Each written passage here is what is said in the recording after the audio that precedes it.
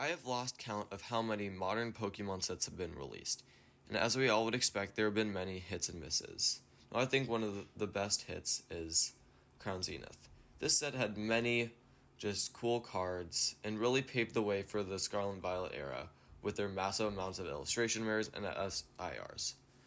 This set introduced these gold cards, which they didn't continue, but I think are underrated and super cool. It was a brilliant idea to fuse an alt art with a golden outline. Now, I also think that it paved the way also not only in just like having IRs and SIRs, but also the pure quantity and having just having tons of different IRs to pull. I mean, there's 70 in the set,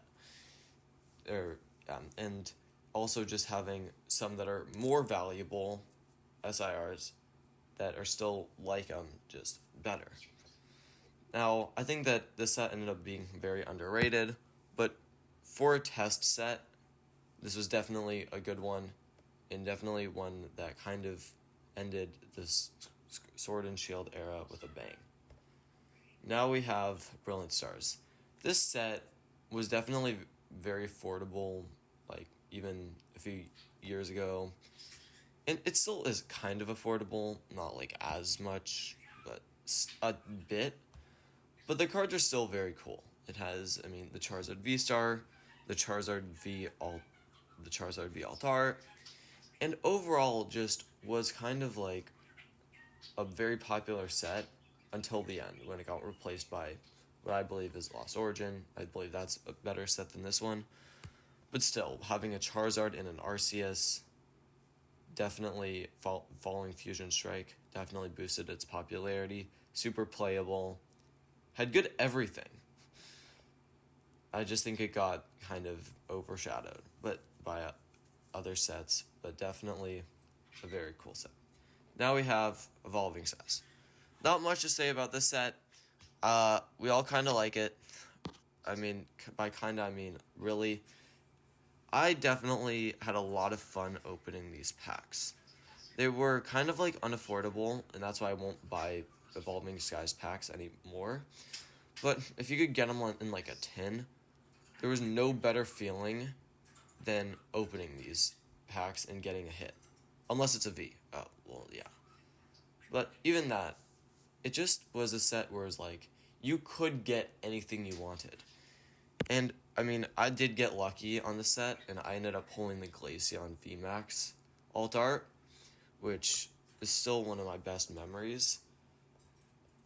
But even so, like, even if you didn't pull it or never pulled something good, just this idea and suspense of pulling something good made this set amazing. It had also so many awesome cards you could buy raw, which made it good for investing. You can also sell the packs by themselves, so that's another way to make money with the set. So many ways to make money, so much fun to be had when opening these packs. Just made the set a blast. Now we have Temporal Forces. This set really stumped me when it came out, in the sense of I didn't know what it was going to be like in the future. I thought that having six kind of chase cards, was not going to like be amazing for the set. But what I found was maybe it was actually quite the opposite. But maybe really it was quite the opposite. There was, I think, this idea of like, people can, if you have multiple chase cards, you can just kind of be able to have people pick which one they want, but also people will be willing to maybe want to collect them all and be willing to throw even more money at the set, which I think overall has worked successfully. I think this set is a great set, and seeing so many chase cards, most of them going for over $50, I think some going for even like $80, definitely really just kickstarted this. And I believe that this set embodies that you can have multiple chase cards and not just have one king of them all, and it can still be successful. And could definitely pave the way for other sets in the future, this idea. Now, first we have Primal Clash. this set, really recently, I fell in love with it. This idea of just having very low PSA pop reports. There's not many, like, for the Wailord EX, there's like 12. Groudon, there's like, I think, 60 or something like that. Kyogre, it's like 17. And having a set that maybe doesn't have amazing pull rates, but that you can still profit by opening packs and getting them raw.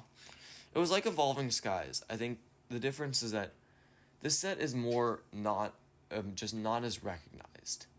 It's definitely, people have liked Flashfire more than the set.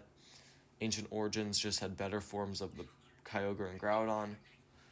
I just feel that the set, with its low PSA pop reports, just makes it just a little bit better than some of these other X and Y sets, and could definitely make it very profitable in the future. Because imagine, if you've got pulled like the Kyogre in a pack, and you got it graded and it's a 10, you have 1 of 18 10s.